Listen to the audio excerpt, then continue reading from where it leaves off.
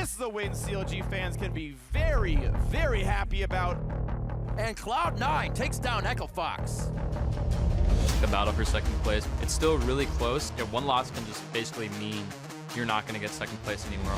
Last year in Spring Split, actually, exact same thing happened, and we lost a tiebreaker. Gets a bye in the playoff. We got to make sure we win today, get that 2-0, get that bye for Vegas. Because we got the win against Equivox, that means we're tied against CLGs. Both we and CLG win. We're going to end up in a tiebreaker against CLG. And honestly, I'm feeling pretty confident going up against CLG. I think we have stronger laners. I think we'll win convincingly. It's a very real threat on our minds. It's a pretty scary time in LCS.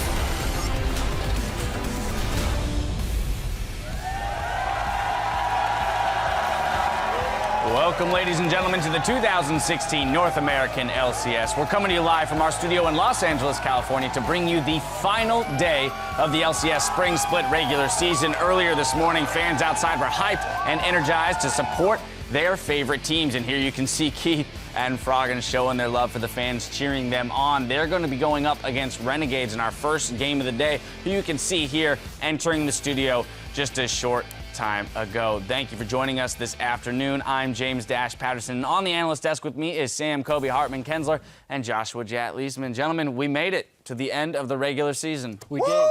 We did it! And the question will be whether we have like twice as many games as we were expecting. Yeah. Right. We could have. We made it to the end of the scheduled games. Exactly. We could have up to 10 tiebreakers today. We'll get into all of those scenarios. Before we do so, let's see how the teams are stacked up heading into the final day of play. Immortals is in first place, with Cloud9 and CounterLogic Gaming jockeying for second place and a first round bye. TSM and Liquid are currently tied for fourth, and we have Energy in sixth to complete our playoff picture. Echo Fox is safe from the promotion tournament in seventh place, followed by Team Impulse in eighth, while Team Dignitas and Renegades are tied at ninth.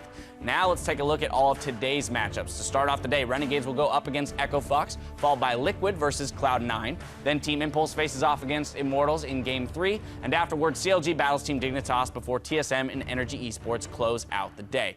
Before we head into our discussion, let's recap what these teams will be playing for in the postseason. Championship points, the all-important championship points. First place team awarded 90, sixth place 10. Fill it in between the gaps. Really? You're not going to read the whole graphic? 90, 70, 30, 10, 10. Dash. I did it. I just did it. I got it. Nailed it. What about their 7th to 10th place teams? 0. Okay. There it is. Jat, do you understand? Also, they could get kicked out.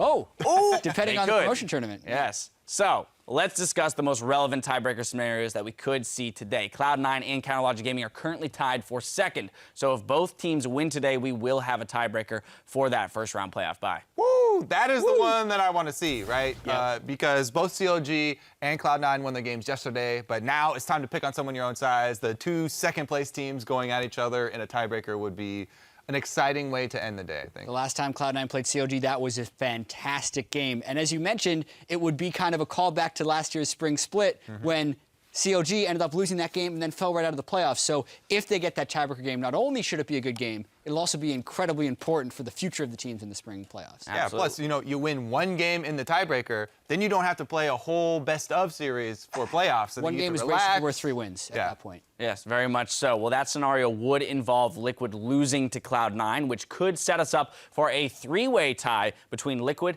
Energy, and TSM, pending an Energy win versus TSM at the end of the day. Yeah, and that's a pretty crazy scenario, too, because the difference between 4th seed and 6th seed is pretty vast when you consider the big difference between the CLG and Cloud9 and then the rest of the pack. And based on the way TSM was playing yesterday, Energy also wasn't playing that great, but those upsets are not like way too far out of the realm of realisticness. Right, getting 6th place means you play the loser of the Cloud9 CLG matchup, but either way, that's not a team you want to play in the first round. And also considering dynamic seeding, if you can get up to that 4th place, you have a better chance of dodging Immortals in the second round of the playoffs. So very important in that race there in the top 6. So we have our teams, our 6 teams that are fighting over playoff seeding, but we have a similar situation on the bottom side of the standings. We have 3 teams that are looking to improve their odds moving into the promotion tournament. Now, under the assumption that Immortals win over Team Impulse, a win by either Renegades or Dignitas forces a tie.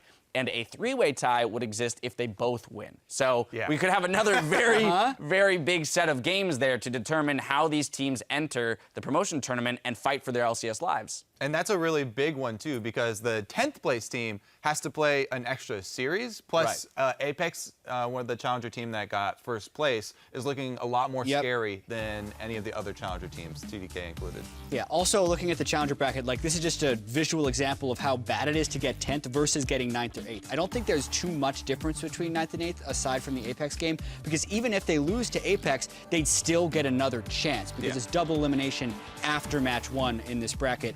And the way this happens is if Team Dignitas beats CLG. That's when we get the crazy triple tiebreaker, which we'd say shouldn't happen, but we also said it shouldn't happen in week 1 after CLG opened the season beating TSM and then Team Dignitas beat them. So it's well within the realm of possibilities that we actually get this 3-way tie for 8th. We also say it shouldn't happen, and Dignitas had tremendous gold leads last week, so it's not like this team isn't able to put themselves in a position to win. It'll just be a question of whether or not they can close out that victory today if they establish the lead. Yeah, I look for the biggest number of ties. 10 is the maximum, and that would require, if we start with the first game, Renegades beating Echo Fox, and that would put Renegades into a better spot to try and get one of those tiebreakers to move out of 10th place. Yeah, the absolute craziest scenario is 2 3-way ties, which is a maximum number of 10 games. And that would happen, if people are curious at home, if we get Renegades, Cloud9, Immortals, CLG, and Energy all winning their games. Then we have a max number of 10. Alrighty. There you have it. If you're a fan of tiebreakers, you know who to be rooting for. There's a very high likelihood, though, that we will have some extra games today regardless, so be sure to stick around after our 5 scheduled matches. Now, we've had some great performances in the spring split, but there can only be one MVP. So for our social media question of the day, we want you to submit your nominations from home. Who is your regular season spring split MVP and why? Tweet your answers to @LOL Esports, and we'll review some of your picks later in the show. That's going to do it from us here at the Analyst Desk. Let's check in with the guys at the Caster Desk to get us into the games. Thank you very much, Dash. Welcome, everybody, to this side of the world. I'm moving to business.